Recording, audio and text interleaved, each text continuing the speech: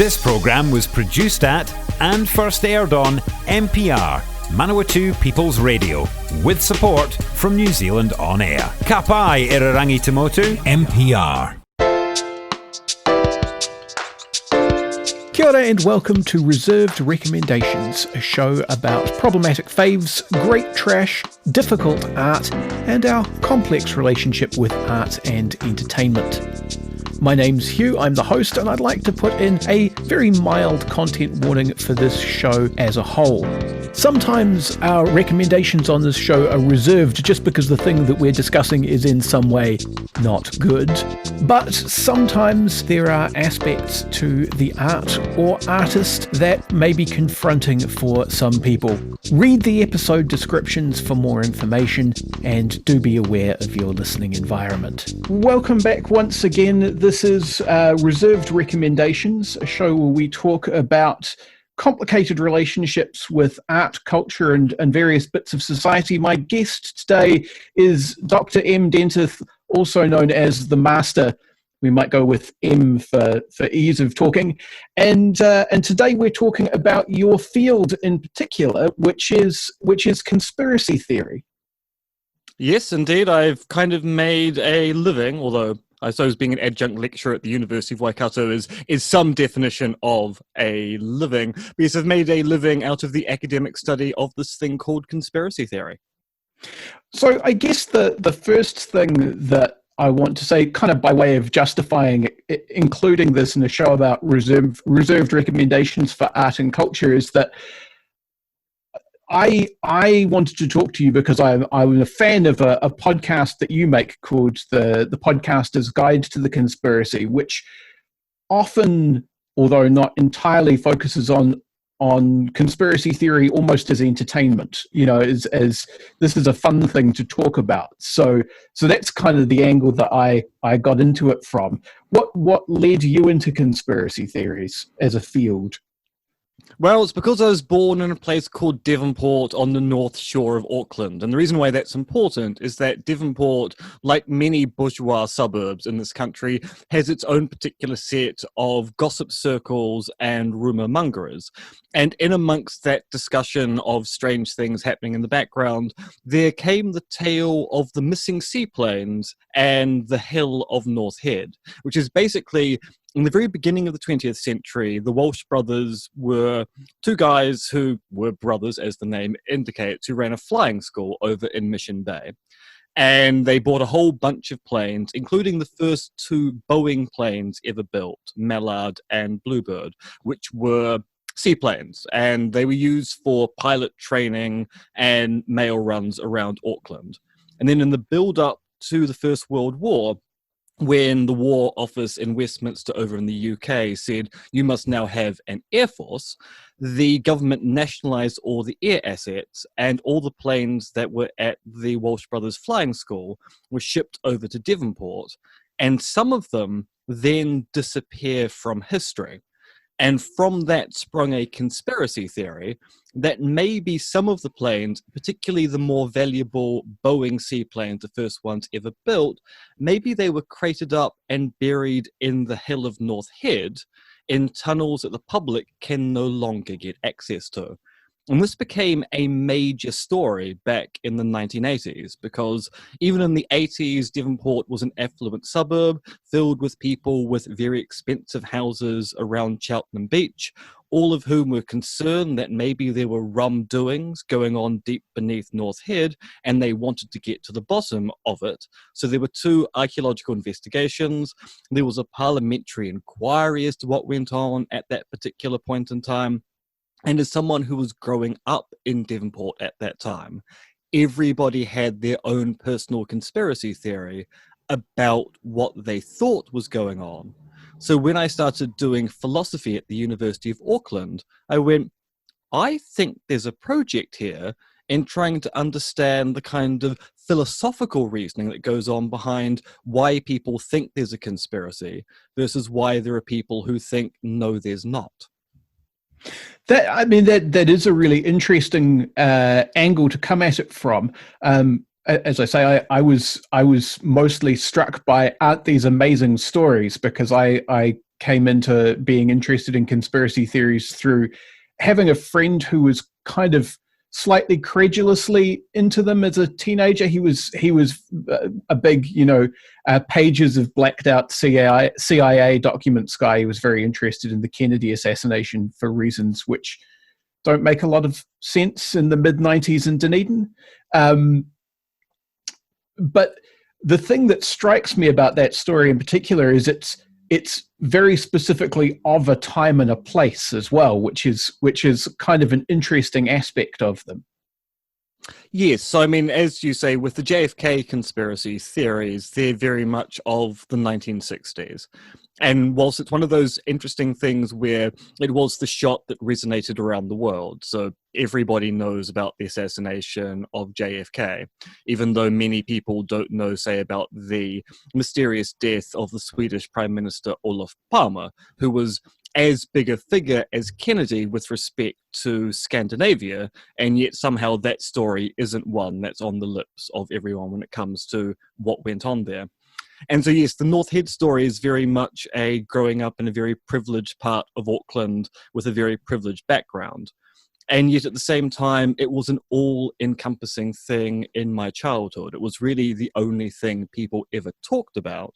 And it became a big enough issue that it was even debated in Parliament. And yet now, it's just a historical footnote. No one really knows about the story of North Head. And frankly, virtually no one cares. Which is fascinating because one of the other things I wanted to talk about is, why is it interesting and useful to talk about conspiracy theory? And in the case of North Head, this is a major impact on public policy and spending a fair amount of money. And if you go back in time, kind of before my day, but to things like the Satanic Panics in the 1980s. People went to jail. There was enormous public impact from these conspiratorial and in this case, fictional ideas. Yes, in fact, actually, North Head was the centre of a satanic panic going on in the North Shore at the time. So there were rumours in the mid to late 80s that a bunch of teenagers who'd been playing D&D had gone up on North Head. One of the characters had died in-game and then committed suicide by jumping off the edge of the hill.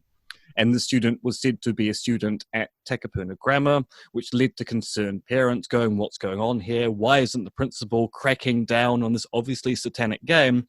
And then the principal of Takapuna Grammar had to go, there's no record of any students dying at our school in the last 5 years or so. I have a feeling this story is made up, and maybe you shouldn't just believe any old story you hear in the dairy or corner store. So, I mean, what do you think that is that drives that then? Because these are kind of, they're close enough to reality, but they're in a lot of ways quite fanciful stories, but they gain a huge amount of traction.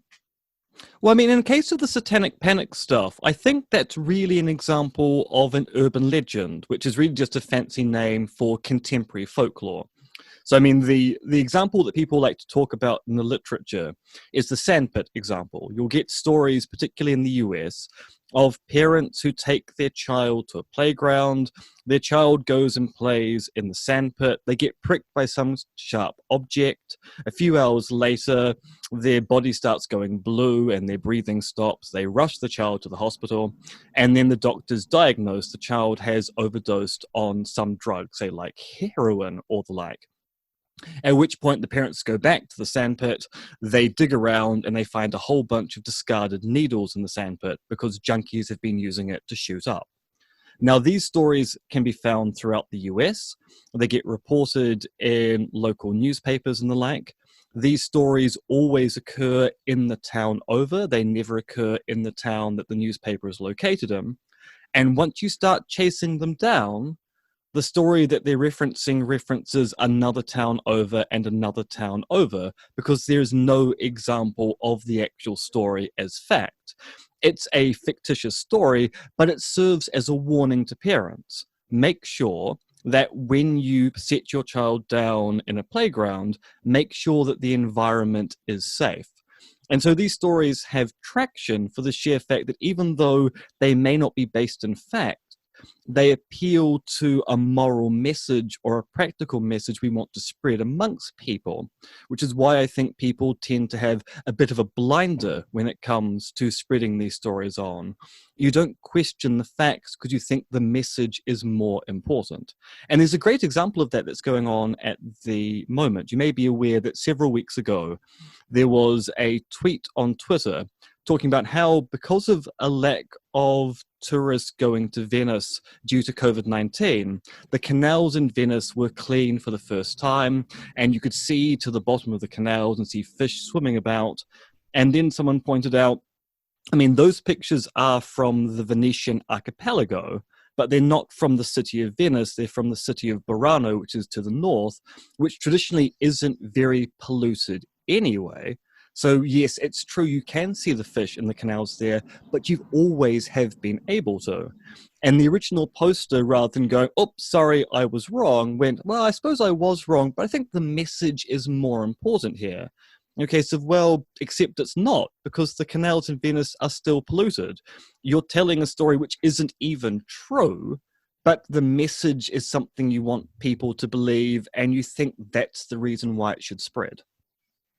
That makes looking at past conspiracies quite interesting, in the sense that what you're looking at then is the snapshot of the stories that people at the time thought were really important to preserve. I think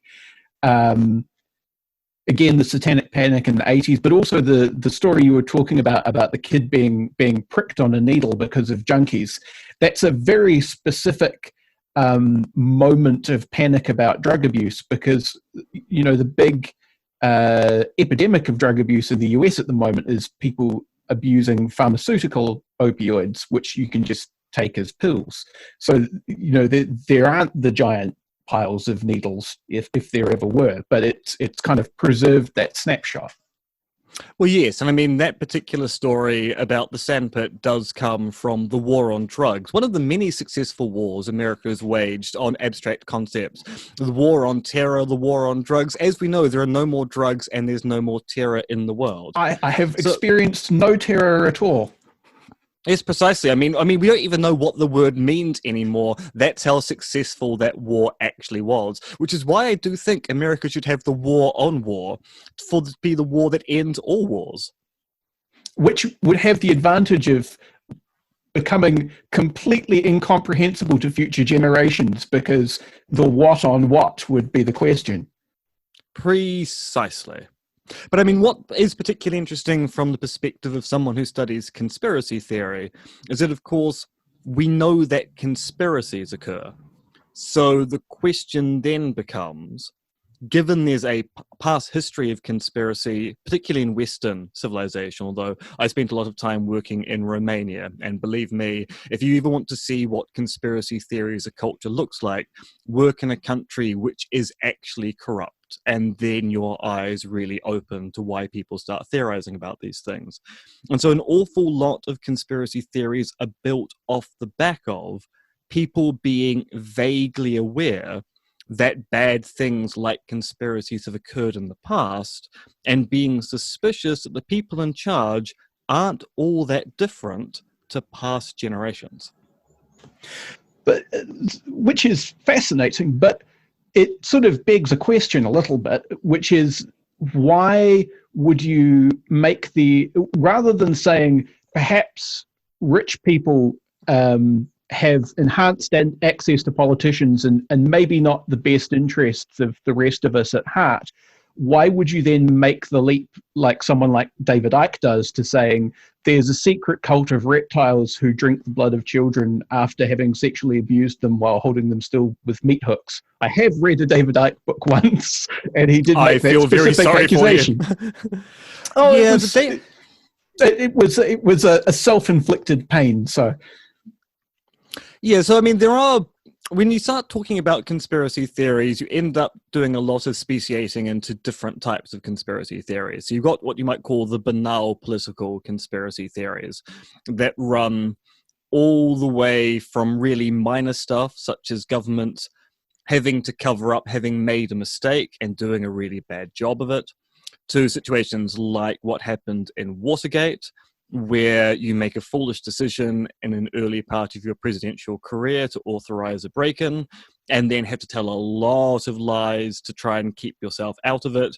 And then someone makes the mistake of admitting, you do realize the president tapes all of his conversations in the Oval Office, at which point you go, maybe I shouldn't have also been spying on my ministers, because now there's evidence of what I was doing in the first place, and also evidence of other bad things I've done, right down to the really big claims, such as the US government actually orchestrated 9/11. And those are political conspiracy theories that don't bring in any other additional actors like shape-shifting reptiles or aliens from Planet X. And then you get the kind of conspiracy theories being put forward by people like David Icke, who actually posits that the real danger to our civilization is not humanity, it's forces from beyond the stars or from a parallel reality.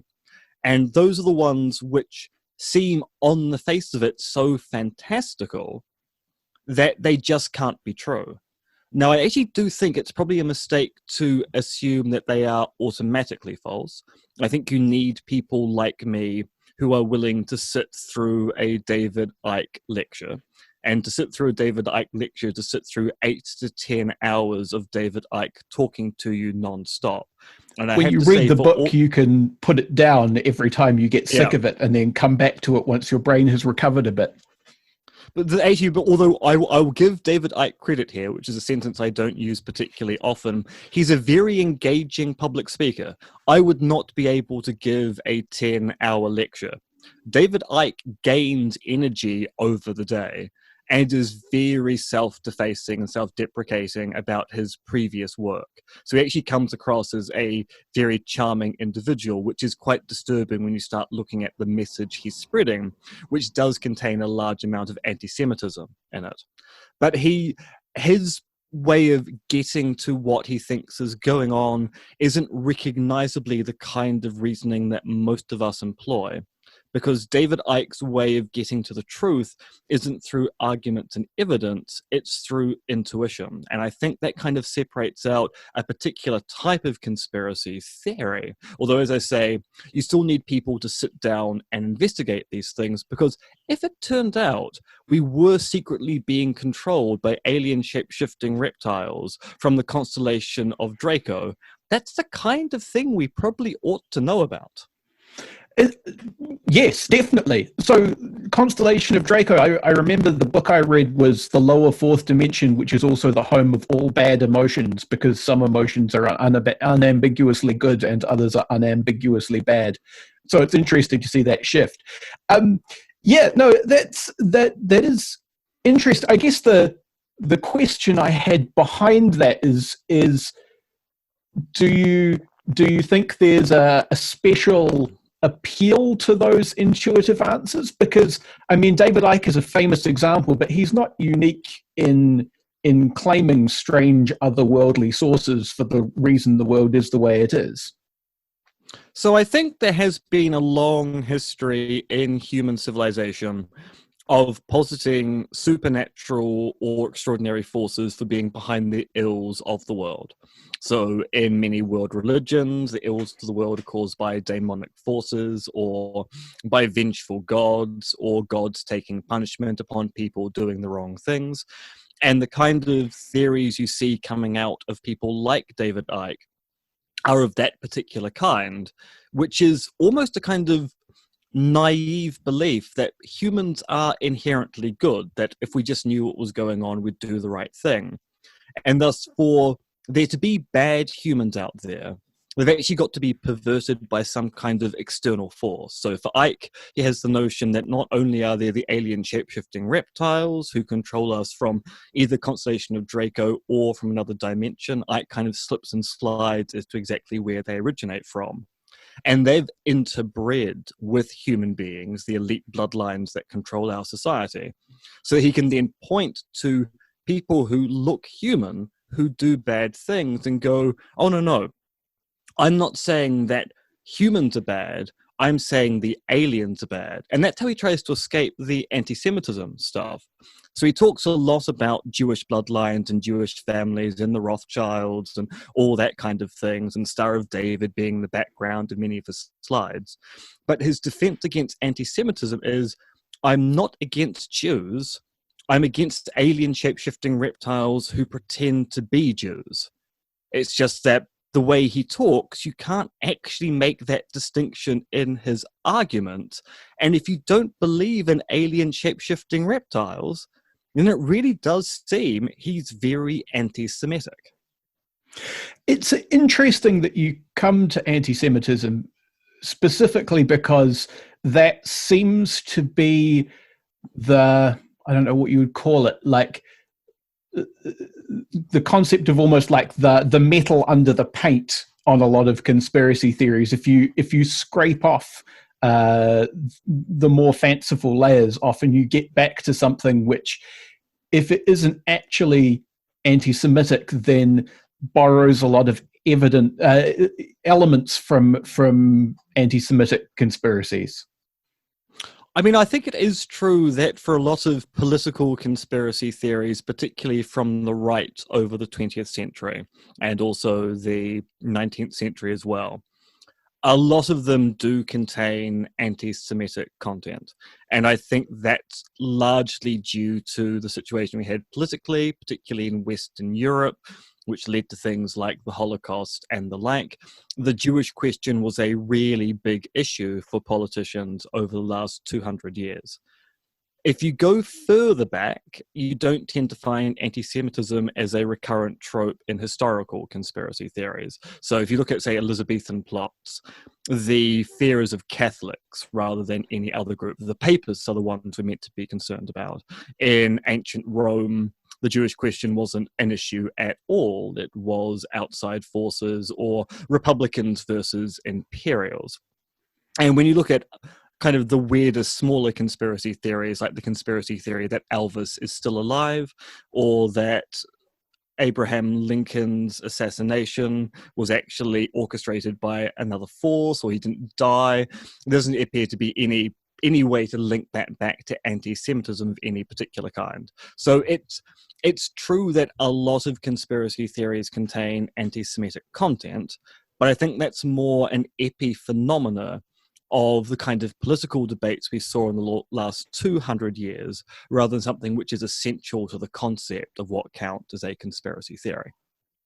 I guess they sort of borrow grammar and concepts from one another as well. And so because there was such a wealth of anti-Semitic conspiracy theories, both kind of giving rise to Nazi thought, but also kind of being deliberately spread by the Nazis as propaganda, that means they're going to tend to seep along in the background and bubble up in weird places.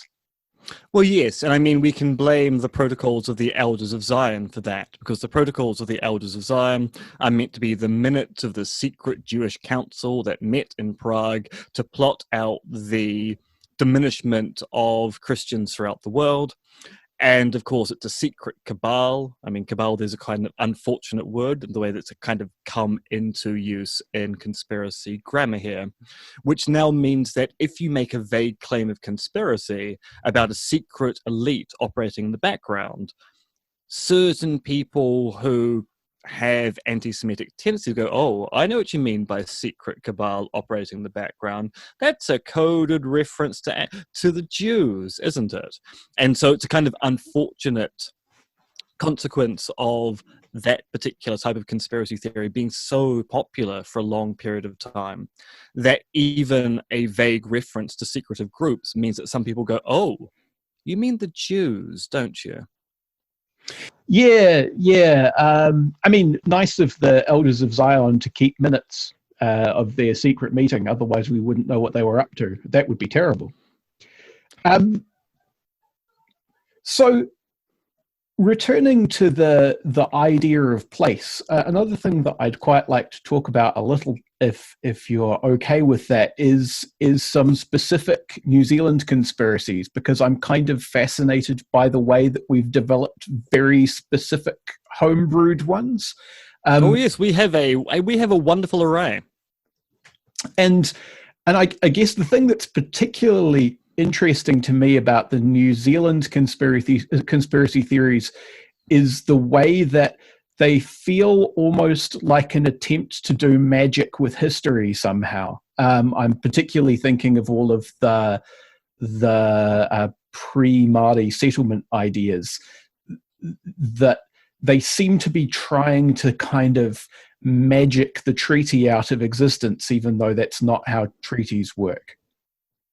Yes, so there's a whole suite of what I call the Celtic New Zealand hypothesis conspiracy theories that claim that before the Maori got here, there was some kind of European or proto-European civilization that flourished here for a time and then was wiped out by the Maori upon arrival. And that for some reason, and this is the thing which always strikes me as really odd, the Crown, represented by both the National Party and the Labour Party over time, have conspired with Maori to deny Pākehā the fact that somehow we got here or our ancestors got here first. And this both expands to things like those people who were convinced that they'd found biblical giants in a hole somewhere, and is pushed, at least by some proponents of it, as a way that it would somehow magically invalidate everything that they dislike about New Zealand's very specific race relation situation. Yeah, so there's a kind of weird theory here about what counts as being indigenous. So you get kind of two kind of tensions going on here. You get the people who are saying, well, Māori have only been here for anywhere between 800 to 1200 years. That's not really long enough to consider themselves as being indigenous. So, we all came here by boat. So, why do they get priority here? Which doesn't really show an understanding of what indigenous as a culture means. Māori are indigenous because they developed a culture here. They were living as a civilized people here for a very long period of time. And then they encountered another culture, and the history of that encounter isn't particularly good from the side of Pākehā. And then these particular proponents go, well, look, if we can show that there was a group that were here even earlier, then by the metric of the Maori being here first and they're being indigenous, if we were here first, we would be indigenous, which means the treaty between the indigenous people and the Crown would be invalidated because we're the indigenous people and we're the Crown. And that kind of sidesteps the fact that the Treaty of Waitangi is not a treaty between the indigenous people of Aotearoa, New Zealand and the Crown. It's a treaty between Maori and the Crown. Nothing about the treaty relies upon them being the first people here. The only thing the treaty is a negotiation between two people living in one place, trying to work out how best to govern or co-govern each other's existence. You turned into a Dalek for a second there, but I think what you said was govern or govern or co-govern. There was just a moment where you slowed down to a crawl and then came back. Oh, yes. This is unfortunately the thing about Zoom is that Zoom has suddenly become very popular in the last 2 weeks, and a system that used to work really, really well 3 weeks ago is now suffering from a little bit of stress. So yes, the notion that the treaty is meant to be a document about the governing or co-governing of two people living in one place. There's nothing in it which has anything to do with one people being indigenous versus the other. So it actually wouldn't matter historically if there were people living in Aotearoa, New Zealand before the Māori got here. They are not signatories to any particular type of treaty because they aren't around to sign things. And also, there's no evidence they were there in the first place anyway. So we're going to take a brief break now and play some messages for the station. So do stick around, and we'll be back very shortly. Support this show and others like it by giving a donation. For more information, go to www.mpr.nz/donate. If you're a fan of NPR, listening to our podcasts and live stream has never been easier. Just search for accessmedia.nz on the App Store or Google Play and download the app with the kiwi fruit logo. Once you've got it, pick Manawatu People's Radio from the list of stations and go find your new favourite show. And we're back on Reserved Recommendations, and today I am talking with Dr. Em Dentith. Thank you for hanging around during the break. Quite all right. It was very pleasant to hear those strange messages from outside forces telling us what to do and what not to do. Well, of course, regular listeners to your podcast will know of your adversarial and difficult relationship with the pork board. It's true. The pork board, and this is actually, this is one of these weird things. So it turns out that our surveillance laws in this country are written in such a vague way that technically it does look like the pork board and other related boards like the milk board are allowed to engage in untapped surveillance on New Zealand citizens, which surely can't be correct. But the law is written in such a hazy way that it kind of looks like the pork board is allowed to spy upon us all the time. And then the question is, why would they want to? And why is the government allowing it to happen? Well, this is the question for big pork. It's true. And as a vegan, I'm very concerned about big pork and what big pork might be doing with all my personal data. So, I guess the question is then, having talked about all of these wild and wonderful theories and the ways in which they can be wrong and looking at modern politics, particularly the kind of resurgence of stochastic terrorism in America, which is definitely driven by conspiracy theory, is kind of, what do we do about it? How does one assess whether the conspiracy that one is hearing about is nonsense or not, and how do you try and reckon with it, argue with it, discuss it responsibly? These are big questions, and stuff which I've been working on in recent work. There's a lot of discussion in the literature about how we've got to the situation we're in. And some of the discussion indicates that the situation is nowhere near as bad as maybe we think it is. So Joe Usinski and Joe Parent, who wrote the book American Conspiracy Theories, did a survey of mentions of conspiracy theories in major US newspapers over the course of the 20th century. This book was released back in 2014, so it predates Trump. Their results indicated that actually belief in conspiracy theories has been going down over the 20th century and is at an all-time low. So maybe what's interesting about conspiracy theories now, a lot like crime reporting, there's a lot less crime and there are a lot less conspiracy theories out there, which makes them more newsworthy when they do appear, which means that they get overrepresented in the media, even though they're not popularly believed. Now, the pushback against Joe's thesis is 2016 changed things a lot. And there's now a president in charge of the United States who trades in conspiracy theories all the time. And we're seeing other world leaders like Viktor Orban in Hungary, Boris Johnson in, Australia, the UK, Scott Morrison in Australia, who are using conspiracy theories as part of their dialectic for politicking. And actually, maybe we're back in an age of conspiracy theory. Well, I was going to say, there's some new and very hardy ones as well. All of the Q stuff seems remarkably virulent and resistant to fact. And that's because QAnon and the Q drops are written in such a vague way that they can be proven to be true by just about anything. It's like reading your astrological chart, the astrological paragraph you'll get in a newspaper. They're written in such a vague way that it'll say, you'll come into some wealth this week, and that might mean you win lotto, or you might find $5 down the back of a sofa. Either way, you've come into some wealth. And the cue drops are written in such a vague way that anything can be used as evidence of them. So yeah, there are all these hardy forms out there. Now, part of the discussion about what we should do about these things focuses on a kind of loss of institutional trust over the course of the 20th century.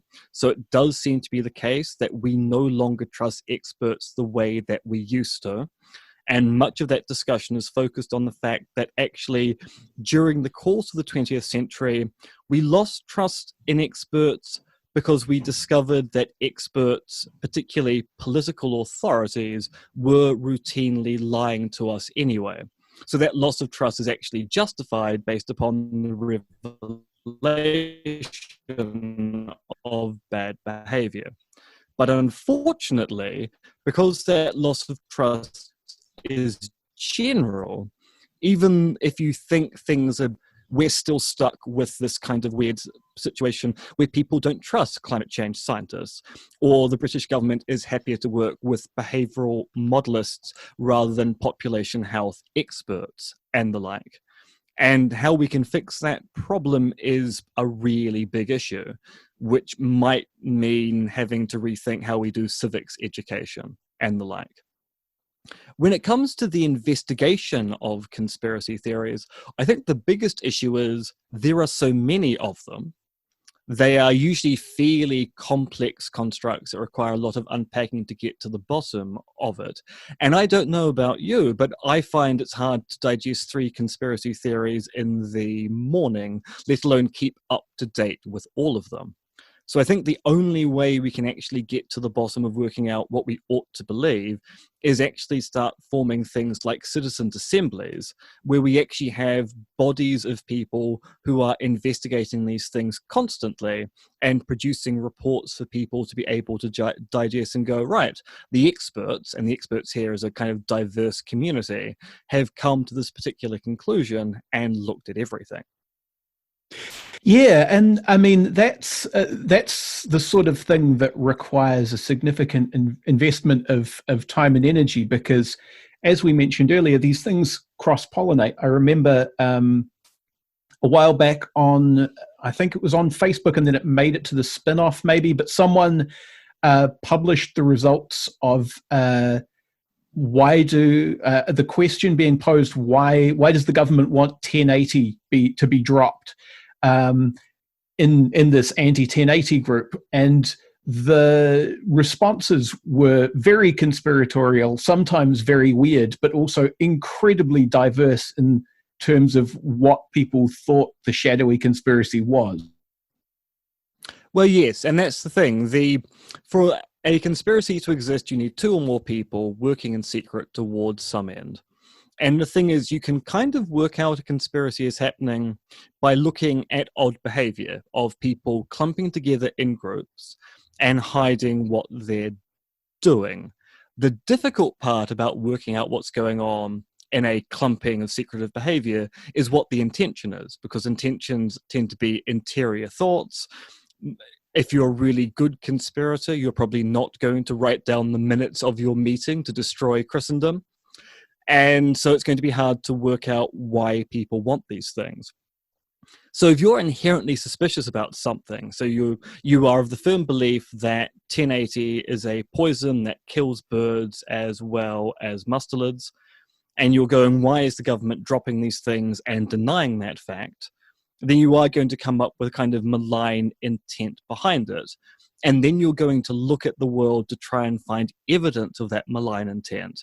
So you can look for inconsistencies in what people say, or people being blasé about things. Maybe you might misinterpret a few jokes. I mean, when I think about that, I think about some of the evidence used by the New Zealand police when they were prosecuting the people being prosecuted for terrorism after the Urewera raids.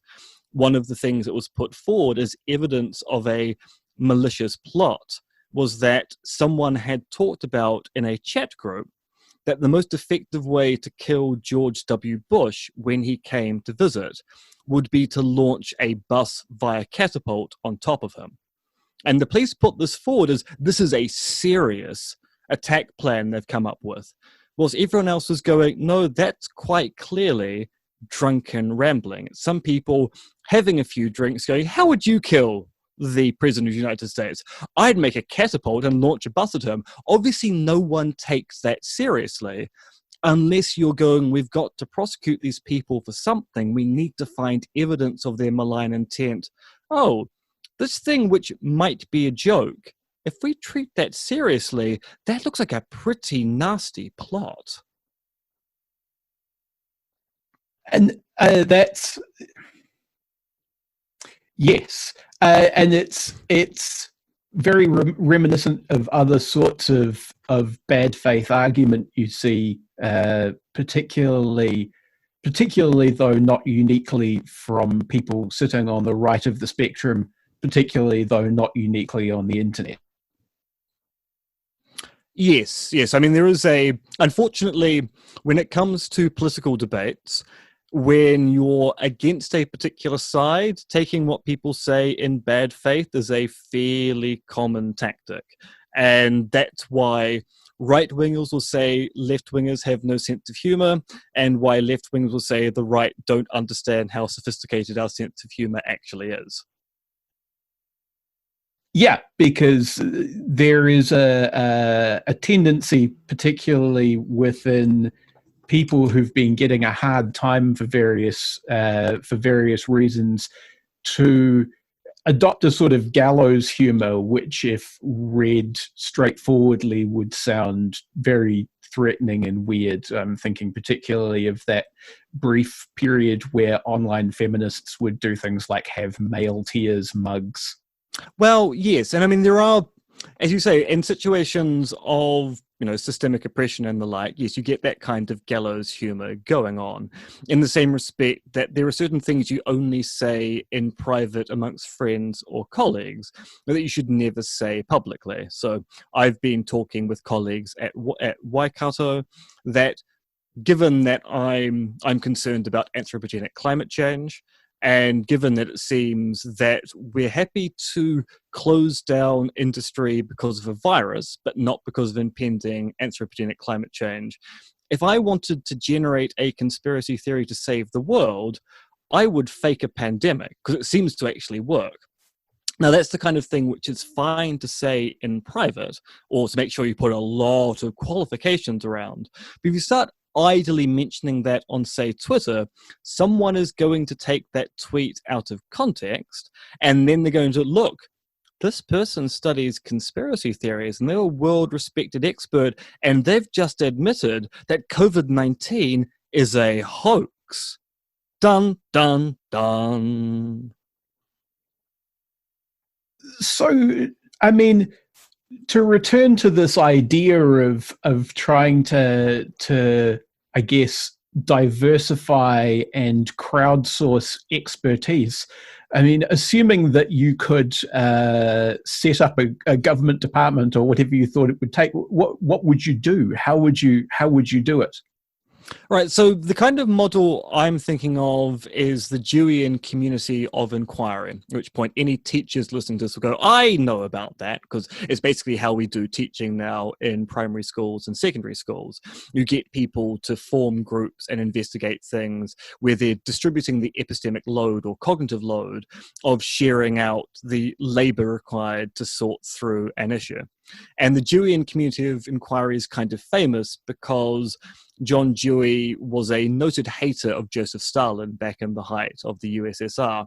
And so when Stalin announced that Stalin's former friend Leon Trotsky and his allies had been shown guilty of conspiring to take over Russia and depose Stalin, Dewey formed a community of inquiry to investigate this claim, because Dewey didn't trust a single thing Stalin said. So you got a whole bunch of journalists, political analysts, politicians and the like to sit down, and they went through the trial transcripts And they worked out quite quickly that the trial transcripts had to have been fabricated because weird things happened. So Trotsky's son dies and then holds meetings in various places around Europe, and they're going, that just seems kind of impossible for dead people to hold meetings. Trotsky apparently holds a meeting in London and in Prague on the same day, which was physically impossible at that particular point in time. And so they write up a report which indicates that the Moscow trials must be a sham. They shop the report to the government, to the UK and the US. UK and the US do the diligent thing. They ring the Kremlin and say, hey, have you conspired to hoax a trial? And then Russia goes, no, that's disinformation. So Russia invents the term disinformation to explain away that thing. So even if you have these communities, there's no guarantee that people are going to listen to them. But the one nation state that actually does engage in citizen assemblies is Ireland. The Republic of Ireland forms citizens' assemblies all the time to investigate social matters, such as what should we do about abortion law in the Republic? How are we going to deal with trans rights in the Republic? What are we going to do about the role of divorcees in a Catholic society? And what they'll get is a large number of people, which include not just experts in fields, but members of the lay public who are interested in the topic. They ensure that both sides of the debate are present. So people who are, say, against abortion and those who are pro-abortion. When we say pro-abortion, it sounds a lot more active than what pro-abortion typically means. People who think that abortion is allowable in a range of cases. They then sit down. They talk through the issue for several months, they produce reports, and they essentially produce a report which is a kind of majoritarian report. This is what we considered and how we reasoned through it. They'll allow the minority to write a counter-report in the same way the Supreme Court in the US will have majority decisions and minority decisions. And then all of that data is given to the public to show how they reason through the process, such that, in theory, even if you disagree with the outcome, you can look at the process and go, okay, I can understand how they got there, and thus I can understand that, yes, it turned out most people disagree with me on this. I'm just going to have to accept that I'm in the minority when it comes to these particular things. And I think something similar could work with conspiracy theories as well. Now, people will reply and say this is already happening. So the 9/11 Truth Movement, for example, in the US, forms committees of inquiry all the time to show that 9/11 was an inside job. But the problem is, typically when we're doing this thing for contentious things like conspiracy theories, it's not a community which has an agnostic purpose trying to come to a conclusion. It's communities of people who believe it happened one way or believe the other side is wrong, engaging in post facto reasoning and writing a report to show the other people are incorrect. If we want to do this properly, we have to enter into an open question going, it might be the case that alien shape-shifting reptiles really do control our society. Let's form a diverse community and investigate this claim. And that might have to include a few alien shape-shifting reptiles to represent their views in the debate as well. Because obviously, if they're controlling our society from behind the scenes, they must have a reason for doing so, and that's a reason that we should take into account. Well, precisely. I mean, maybe we're a useful foodstuff, or maybe we would just be destroying the planet in an even worse way if they weren't there to guide us out of it. I mean, maybe they're trying to get us to use solar panels all the time, and it's our damn human nature which is stopping ourselves from being saved by our alien shape-shifting overlords. Also, the overlooked possibility that Leon Trotsky was in fact a powerful magician and necromancer, and we should have been harnessing his prodigious talents for the benefit of all. Yes, then we could have the necrotic Soviet Empire taking over the entire world. Stalin really missed a treat when he had Trotsky allegedly killed outside of Frida Kahlo's house with an ice pick. Although, of course, if Trotsky was a sufficiently powerful magician, we may be in a situation where we can have Trotsky as some sort of lich-type creature. It's true. I mean, I've been looking at pictures of Prince Philip recently, and maybe that is Trotsky today. That's yes, that's an excellent thought, and possibly a good place to end this conversation for now. Thank you very much for talking today. Do you have things that you would like to plug? Things that you would suggest people go and read if they're interested in becoming more educated about conspiracy theories, all that sort of thing? Well, I'd recommend people, if they've enjoyed listening to my dulcet tones, take a listen to my podcast, which I co-host with my friend Josh Addison. It's the Podcaster's Guide to the Conspiracy, and you can find it at conspiracism.podbean.com. I also have a book which was published back in 2014 called The Philosophy of Conspiracy Theories, published by Palgrave Macmillan. Unfortunately, it is quite expensive. It's an academic press book, and thus it's actually not targeted towards the hoi polloi buying it, which is most unfortunate. The price is really more for libraries, but you might want to recommend your local library to get a copy in so that you can then read it for free. And that way, everyone benefits. I am working on a new book which will be out sometime next year. I'm hoping that book will be more affordably priced. Excellent. Also, I believe there's a sort of a public-facing Twitter account, which is I'm plugging because that's how I got hold of you. Yes, so you can find me on Twitter at the handle conspiracism. Brilliant. Well, thank you very much for talking today. An absolute pleasure. You've been listening to Reserved Recommendations, a radio show and podcast from Manawatu People's Radio, Te Reo Irirangi o ngā tangata o Manawatu. The show is produced and presented by me, Hugh Dingwall, and I also composed our theme music. It's called Sack Jazz, and you can find it at wolfboy.bandcamp.com. You can find me on the internet at Objective Realty on Twitter, and you can find the show on Facebook under Reserved Recommendations. If you've got a reserved recommendation of your own, feel free to pitch it to me in either of those two places. And if you enjoyed the show, why not go ahead and recommend it to a friend? You can find past episodes at www.mpr.nz/show/reserved on Apple Podcasts or wherever you get your podcasts. And remember, Manawatu People's Radio is a non-profit radio station. If you enjoy this or any of their other fine audio programming, why not fling them a couple of dollars? Go to mpr.nz/donate for more information.